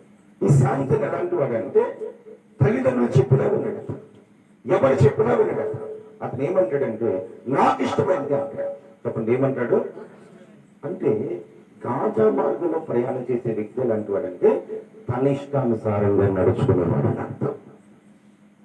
ఎప్పుడైనా సరే దేవుని సన్నిధి గురించి గ్రహింపు కలగాలంటే వారి ఇష్టానుసారంగా జీవించకూడదు. దేవునికి మహిమ కలుగును గాక. హల్లెలూయా. ఒకవేళ మనం ఆయన ఇష్టానుసారంగా కాకుండా మన ఇష్టానుసారంగా, అంటే దాని అర్థం ఏదంటే మనకి ఇష్టమైనప్పుడు ప్రార్థనకు వస్తాం, మనకి ఇష్టమైనప్పుడు ప్రార్థన చెప్పాలి మానేస్తాం. ఓ పాస్టర్ గారి దగ్గరికి ఆ సంఘ పెద్ద కుటుంబాన్ని తీసుకుని వచ్చాడు. ఆ కుటుంబాన్ని తీసుకుని వచ్చాడు. ఆ పాస్టర్ గారు కూర్చొని ఉన్నారు. పాస్టర్ గారు ఒక కుటుంబాన్ని తీసుకుని వచ్చాడు. మంచిదేనైనా తీసుకొచ్చారు, తీసుకురండి. బ్రదర్ ఎక్కడికి వెళ్ళేవాళ్ళు మీరు? పలానా చర్చికి వెళ్ళాం. Okay right. ఎందుకు మానేశారు అక్కడ? మా విశ్వాసం ఎందుకు తీసుకుని వచ్చాడు? మా భార్యకి అక్కడ పాటలు అంటే బాగా ఇష్టం అండి. మా భార్యకి పాటలు పాడడం చాలా ఇష్టం. ఆ పాస్టర్ గారు పాటలు వేయడంట అక్కడ. ఏం వేయడంట? పాటలు వేయడానికి ఆయన ఇష్టమైతే ఇస్తాడంటే, లేకపోతే వాళ్ళ పిల్లలే పాడతారు, లేకపోతే ఆయన పాడుకుంటాడు. మేము ఉండదు ఎందుకు? అందుకని మానేశాను అక్కడ. అప్పుడు ఈయనేం చెప్పాలా? మీరైతే ఏం చెప్తారు చెప్పండి? మనకెలాంటి పరిస్థితి అయితే ఏం చెప్తాం? మనం కూడా అలాగే చేస్తామా? ఒక పాట వేయడం కోసం మందిరం మానేస్తాం. అంటే పాటల కొరకు, ప్రార్థన కొరకు, దాని కొరకు ప్రార్థన. అందరు పాడినప్పుడు మనం సూచిస్తే అది పాట కాదా? అందరు చేసేటప్పుడు ప్రార్థన చేసేది ప్రార్థన కాదా? అందరు పరిచయం చేస్తున్నప్పుడు మన స్థాపనది పరిచయం కాదా? దైవంగా ఆరాధన చేస్తున్నప్పుడు ఆరాధన చేసి అది స్తుతించడం కాదా? అంటే నీకు ఒక ప్రత్యేకంగా మంచి గాస్పల్ సింగర్ వచ్చేయడానికి ప్రోత్సాహం. అలాగని మీరు పాడేవాడిని వేరుగా అనట్లేదు. నాకు తమ్ముళ్ళు పాడారు, సిస్టర్స్ పాడారు, మంచిది, దేవుడు చూపిస్తాడు. సాగుతూ మీరు సాధారణంగా ఉండాలి, పాటలు పాడాలి, ప్రార్థన చేసుకోవాలి. కానీ పాస్టర్ గారు ఏమన్నారు తెలుసా? పాట ఏమి ఇబ్బంది, అట్లా కూడా చెప్తుందంట అమ్మ. ఆదివారం సాయంకాలం నేను ఒక బ్రాంచ్కి పంపిస్తాను. అమ్మగారు అక్కడ ఇంట్లో ఉంటాను, నువ్వు వెళ్ళి వాక్యం కూడా చెప్తే వచ్చేసాను. వెంటనే ఆయన జీవితం తీసి, బ్రదర్ ఇక్కడ నువ్వు 10,000 కానుకండి అన్న. థ్యాంక్ యూ బ్రదర్, రేపు సాయంకాలం ఆదివారం అక్కడికి రండి, మీ భార్య ఆరాధన చేస్తుంది, మీ భార్య ఆరాధన చేసి వాక్యం చెప్పగలుగుతున్నాను. అలాంటి వాళ్ళ దగ్గరికి వెళితే మనం నరకానికి పోతున్నాం. అలాంటి వాళ్ళ దగ్గరికి వెళ్తే ఏం చేస్తాం? మనం నరకానికి పోతున్నాం. ఎందుకంటే నరకానికి పోతాం అంటే మన ఇష్టానుసారంగా తిరగకూడదు. మనం మనకి ఇష్టమైతే వస్తాం, చెప్పండి, ఇష్టం లేకపోతే నయోమి కూడా తన జీవితం ఏమైందంటే బెత్లెహేం దేశంలోనే ఉన్నాం. కరువు వచ్చిందంటాము. ఏమొచ్చింది ఆమెకి? కరువు వచ్చింది. కరువు వచ్చిన వెంటనే ఆ దేశాన్ని విడిచి మోయాబు దేశానికి వెళ్ళింది. అంటే ఇప్పుడు క్రైస్తవుల యొక్క పరిస్థితి ఎలా ఉందంటే దేవుని సన్నిధి యొక్క విలువ, ఆ గ్రహింపు తెలియక ఏం చేస్తారంటే ఏదైనా ఒక పరిస్థితి వచ్చిందనుకోండి, లేదండి ఇక్కడ కాదండి అనుకుని బెత్లెహేమును విడిచి మోయాబు వెళ్ళట్లేదు వెళ్ళిపోతారు. దానివల్ల ఆమెకు వచ్చినటువంటి ఆశీర్వాదం ఏదైనా ఉందంటే మారాగా మారిందని చూస్తున్నాం. Praise the Lord. హల్లెలూయా. కాబట్టి మన జీవితంలో మనకి ఇష్టమైనప్పుడు రావటం, కష్టమైనప్పుడు మానేసేది క్రైస్తవ జీవితం కాదు. దేవుని దగ్గర నమ్మకంగా ఉండాలి. Praise the Lord. స్థిరముగా ఉండాలి. Praise the Lord. ఒక మొక్కను నాటే, 2 తీసుకెళ్ళి అక్కడ నాటారు, బతుకుతుంది? బ్రతుకుతుంది. ఒక మొక్క నాటినప్పుడు ఎక్కడ ఉండాలా? అక్కడే ఉండాలి. నీకు ఒక దైవం ఇచ్చినప్పుడు, సంఘం ఇచ్చినప్పుడు నువ్వు అక్కడే ఉండాలి. Praise the Lord. అలాగే దైవ సన్నిధిని మనం దూరం చేసుకుంటే, దైవ సన్నిధికి మనం పోగొట్టుకుంటే, ఎందుకు పోగొట్టుకుంటారంటే కాదు, ఇష్టానుసారమైన జీవితానికి అలవాటు పడ్డారు వాళ్ళు. స్వేచ్ఛకు అలవాటు పడ్డారు వాళ్ళు. ప్రైజలో విచ్చలవిడిగా అలవాటు పడ్డారు వాళ్ళు. ప్రైజలో హల్లెలూయా. కాబట్టి ఇప్పుడు అనుకూలమైన కొన్ని సంఘాలు ఉన్నాయి కాబట్టి అక్కడికి వెళ్ళిపోయి అక్కడ కూర్చుంటున్నాను. ఆ పాస్టర్ గారు అన్నాడు, ఆమె అడిగింది పాట అయితే ఏమన్నాడు, దేవుడు కదా అడగకపోయినా కూడా ఇచ్చినట్టుగా ఈయన అడగకపోయినా ఇచ్చినట్టుగా అనుకూలం. మన జీవితంలో అలా ఉంటే వృద్ధి చెందలేము. మన జీవితంలో దేవుని సన్నిధిని గురించి ఒక గ్రహింపు కలిగినప్పుడు ఆ ఇంటిని మనం విడిచి వెళ్ళలేము. ప్రైజలో సహవాసాన్ని మనం విడిచి వెళ్ళలేము. ప్రైజలో దైవజనుడు మనం విడిచి వెళ్ళలేము. ప్రైజలో అందుకు మనుషుడికి ఏం గ్రహింపు కలగాలంటే దైవ సన్నిధి యొక్క గ్రహింపు కలగాలి. దాంతో ఇష్టానుసారంగా ఉంటాడంట. రాజా మార్గంలో వెళ్ళేవాడికి గ్రహింపు కలగదు. ఇష్టానుసారంగా చర్చికి వచ్చి వెళ్ళేవాడికి ఆ సన్నిధి యొక్క విలువ తెలియదు అతనికి. ప్రైజలో ఆ సన్నిధి ఎలాంటిదో అర్థం కాదు అతనికి. ఇష్టానుసారంగా జీవించే వ్యక్తికి దేవుని సన్నిధి యొక్క విలువ గ్రహింపు కలగనే కలగదు. కనుక మన జీవితంలో మన ఇష్టానుసారంగా ప్రార్థనకు వచ్చే వెళ్ళేవారికి ఉంటే మనం వృద్ధి చెందలేం. నేను చివరికి ఒక మాట చెప్పి ప్రార్థన చేస్తాం. బైబిల్లో 3 కాలములు ఉన్నాయి. ఎన్ని కాలము? ఒకటి మనస్సాక్షి కాలం అంటారు. ఏ కాలము? రెండోది ధర్మశాస్త్ర కాలం అనుకుందాం. ఏ కాలం రాబోదు? మూడోది ఇప్పుడు ఉంటున్న కృపాకాలం. మనస్సాక్షి కాలం అంటే ఏంటంటే వాళ్ళ దృష్టికి ఏది మంచిది అయితే చేస్తారు. సంఘంలో కూడా అలాగే ఉంటారు కొంతమంది. వాళ్ళ మనస్సాక్షికి ఏది నచ్చితే అదే చేస్తాం. విలువ తెలియదు వాళ్ళకి, వాళ్ళకి నచ్చితే చేస్తామంటారు. మనస్సాక్షి కాలంలో ఉన్న ప్రజలు జీవించినట్లుగా వారు మనస్సాక్షి ఏది చూస్తే అదే చేస్తామంటారు. ధర్మశాస్త్ర కాలంలో ఉన్న ప్రజలు ఎలాంటి వారంటే వారానికి ఒకసారి వస్తారు. ఎన్ని రోజులు వస్తారు? విశ్రాంతి దినమే కదమ్మా, అవును కదా. అట్లాగే వారు ఎట్లా చేస్తారు? వారానికి ఒకసారి వచ్చి ప్రైజ్ లాంటి రాష్ట్రం కనపడి వెళ్ళిపోతాం. కృపాకాలం అలా కాదు. ఇందాక చదువుకున్నాము, ప్రతి దినము దేవాలయానికి ప్రైజలో, ప్రతి దినము మందిరములోకి ప్రైజలో. ఇప్పుడు నువ్వు ఏ కాలంలో ఉన్నావు? మనస్సాక్షి కాలమా, ధర్మశాస్త్ర కాలమా, కృపాకాలమా? ఎక్కడున్నాం మనం? కృపాకాలం. కాబట్టి ఇప్పుడు మనకు తోచినప్పుడు, మనకి ఇష్టమైనప్పుడు చర్చికి రావటమా, వారానికి ఒకసారి రావటమా, ప్రతి కుడికలో పాల్గొనటమా? చెప్పండి, ఏ భక్తి చేస్తే మనం వృద్ధి చెందుతాం? ప్రతి దినము దేవుని సన్నిధిని చూడాలనే వాంఛ. ప్రైజలో ఆయన సన్నిధికి దూరము కాకూడదనే వాంఛ. ప్రైజలో అలాగే మనం జీవితం మన ఇష్టానుసారంగా మనం జీవించినప్పుడు ఆ దైవ సన్నిధి యొక్క గ్రహింపు మనకు తెలియదు. ఎలా నడుచుకోదో తెలియజేసి ఒక గ్రహింపు కలుగజేసి ఒక సేవకుని దేవుడు మనకు ఇచ్చినప్పుడు ఆ సేవకుడు మనకు ఒక దుడ్డు కర్ర అంటున్నాడు. ప్రైజలో మార్గాన్ని చూపించేవాడు. ప్రైజలో త్రోవను చూపించేవాడు. ప్రైజలో అలాగే మనం ఏం చేయాలంటే నీకు గ్రహింపు కలిగినట్లుగా ఆ దైవజను దగ్గర నువ్వు నిలుచుని ఉండాలి నమ్మకంగా. నయోమి అలా కదా, కష్టం వస్తే బయటకు వెళ్తే అన్ని కూడా కలిసి రావాలి. కష్టమే రాకూడదు. అయ్యగారు అనుకూలంగా ఉండాలి, అమ్మగారు అనుకూలంగా ఉండాలి, బాబు అనుకూలంగా ఉండాలి, పిల్లలు అనుకూలంగా ఉండాలి, విశ్వాసులు అప్పుడే ఉంటామండి. అక్కడ చిన్న ప్రతికూలత వచ్చినా ఏం చేస్తాం మనం? ఇంకా సన్నిధి గ్రహింపు తెలియదు వాళ్ళని. ప్రైజలో ఈ రాత్రి దైవ సన్నిధి యొక్క గ్రహింపు మనం తెలుసుకోవాలి. అంత వరకు నిలకడగా నిలిచిండుగా. ప్రైజలో ఇశ్రాయేలుతో దేవుడు చెప్పిన ఒక మాట నేను చెప్పి ప్రార్థన చేస్తాను. చూడండి, నిర్గమాకాండం 12వ అధ్యాయం. నిర్గమాకాండం 12వ అధ్యాయం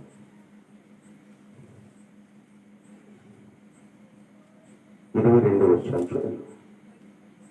మరియు సోపు ఉంచి తీసుకుని కళ్ళములో ఉన్న రక్తములో దాన్ని ముంచి ద్వారబంధములపై కమ్మిని 2 నిలువ కమ్ములకును పల్లములోను రక్తమును తాకింపవలను.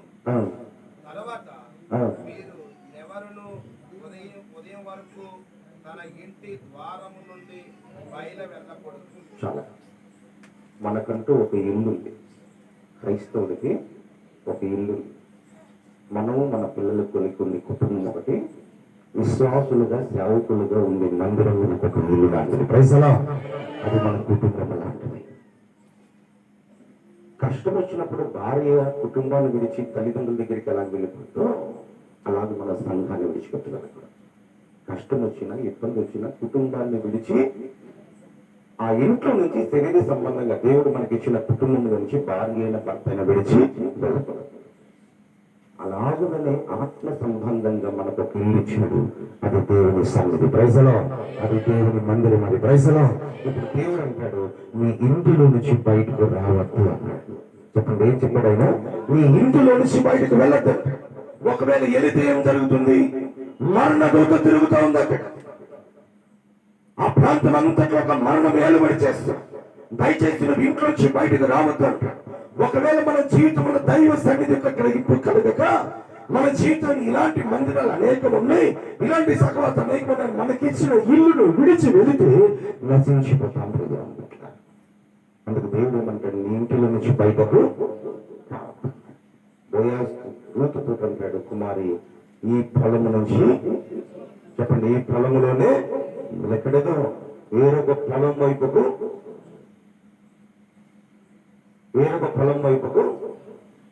ఇప్పుడు మీ పాస్టర్ గారు చెప్తాడమ్మా, ఇక్కడ ప్రార్థన మానేసి అక్కడ పోయారు. ఏముందండి పాస్టర్ గారి పాపం పడకనుకుంటే అంతా అసూయలో ఉంటాడు. ఏమైందండి వెళితే? నీకు దేవుడు ఒక ఇల్లు ఇస్తే, నీకు దేవుడు ఒక కుటుంబం ఇస్తే, చెప్పండి, ఇప్పుడు మన ఇంట్లో మన పిల్లలు పని చేయకుండా వాడి ఇంట్లో పని చేస్తాను ఎవరుకుంటారు మన తల్లిదండ్రులు? దేవునికి మహిమ కలుగునుగా. మన ఇంట్లో మన పిల్లలు కనపడకుండా వేరే ఇంట్లో కనిపించారు ఎవరుకుంటారు మీరు? దేవుడు కూడా అంటాడు, మీకు పెళ్లి ఇచ్చాడు. ప్రైజలో ఆ గ్రహింపు మనకు కలగాలి. నాకు ఇచ్చిన మందిరము నాకు ఇల్లు లాంటిది. ప్రైజలో నాకు ఇచ్చిన సహవాసం నా కుటుంబం లాంటిది. ప్రైజలో నాకు ఇచ్చిన మందిరం అది దేవుడు నాకు ఇచ్చిన ఆత్మ సంబంధమైన ఇల్లు అనుకుని ఆ ఇంటిలో నుంచి నువ్వు వెళ్లకుండా ఉండాలని ఒక గ్రహింపు నీకు కలగాలి. అప్పుడు నువ్వు వృద్ధి చెందగలుగుతావు. చెప్పండి, అప్పుడేమవుతాం? మనం వృద్ధి చెందగలుగుతాం. కాబట్టి జీవితంలో మందిరమును విడిచిపెట్టాలి అనేటువంటి ఆలోచన కూడా మనకు రాకుండా మన మరణం వరకు మన పిల్లలు మనకిచ్చిన సహవాసములను ఎదగాలి. తిమోతి వాళ్ళ అమ్మమ్మలో ఉన్న విశ్వాసం వాళ్ళ అమ్మలో ఉన్న విశ్వాసం తిమోతిలో. ఎన్నో జనరేషన్ అయినా అయ్యా, ఫస్ట్ జనరేషన్ వాళ్ళ అమ్మమ్మ, రెండో జనరేషన్ వాళ్ళ తల్లిదండ్రులు, ఈ ఏ జనరేషన్ కూడా అయినా మూడో జనరేషన్ కూడా అక్కడే ఉన్నారు దేవుని సన్నిధిలో. ఒక జనరేషన్కి మనకు కష్టం, ఒక జనరేషన్ మా ఊళ్ళో ఉండడానికి మందిరంలో కష్టం అయిపోయింది. ఇక మన పిల్లలు మందిరాన్ని కాచుకొని ఉండగలుగుతారు. చాలా మంది చూడండి మంచి సాక్షాత్ చెప్తారు. బ్రదర్ ఎంతకాలం నుంచి అంటే మా తాతగారు ఈ సంఘానికి వచ్చేవాళ్ళు. ఎవరండి? మా తాతగారు. మా అమ్మగారు ఇక్కడే ఉన్నారు, మా పిల్లలు ఇక్కడే ఉన్నారు, ఇంకా మా పిల్లలు ఇక్కడే ఉన్నారు. దేవుడు మాకు ఇచ్చిన కుటుంబాన్ని ఇంకా కృప కలుగునగాక, నీకు అలాంటి గ్రహింపు కలుగునగాక.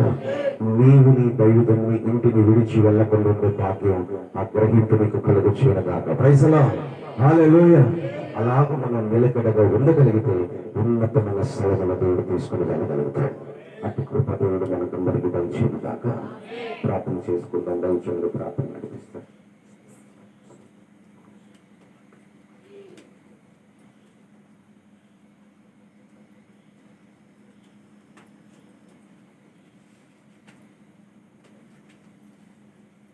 స్తోత్రం. హల్లెలూయా, హల్లెలూయా. అందరూ మోకాళ్ళ మీదకి వస్తాం. మోకాళ్ళ మీదకి వస్తాం. రాత్రికాల సమయంలో పరిశుద్ధాత్మదేవుడు దైవజనులను ఎత్తుకొచ్చి రాత్రి ప్రత్యేకమైన ఇప్పుడు మనతో మాట్లాడారు. ఈ సమయంలో మనందరూ కూడా మోకాళ్ళ మీదకి వచ్చి ప్రభుత్వం ఈ రాత్రి మనం ఎలా ఉన్నాము, మన పరిస్థితులు ఎలా ఉన్నాయో, మన కుటుంబాల మధ్య మన పిల్లలు ఎలా ఉన్నారు, మన తరతరాలు ఎలా మార్చబడాలని కోరుకుంటున్నావో వాటి కోసం ప్రత్యేకంగా సూటిగా సుస్థితంగా నీతో మాట్లాడాడు దేవుడు, నాతో మాట్లాడాడు, మనందరితో మాట్లాడాడు దేవుడు. స్వరమూర్తి ప్రభుత్వం ప్రభావాన్ని ఒకసారి దర్శించినట్టు అభినందన ప్రభు అని.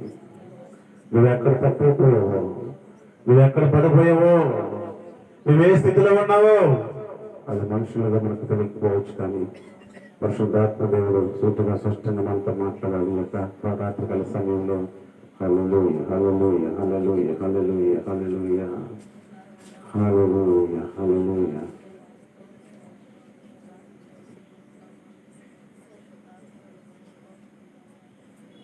స్తోత్రం పరిశుద్ధాత్మదేవా, థ్యాంక్ యూ జీసస్. పరిశుద్ధాత్మదేవా, మీకే స్తోత్రములు చెల్లించుకుంటున్నాము నైనా.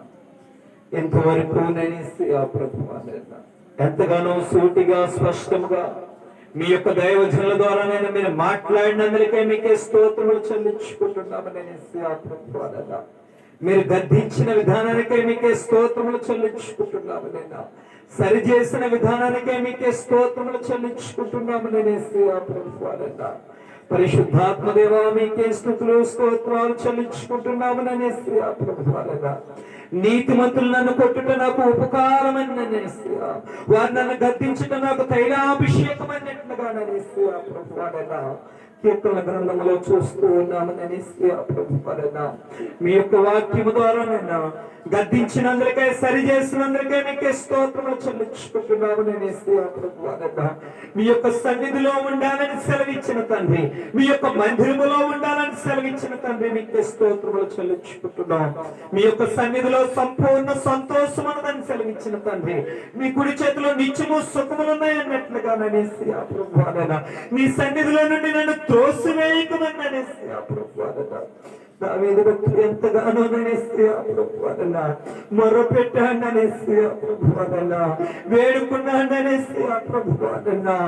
రాజుగారైనప్పటికీ రాజవస్త్రములు తీసివేస్తుందని సామాన్యముగానని ప్రభువానన్నా వేడుకున్నాడైనా.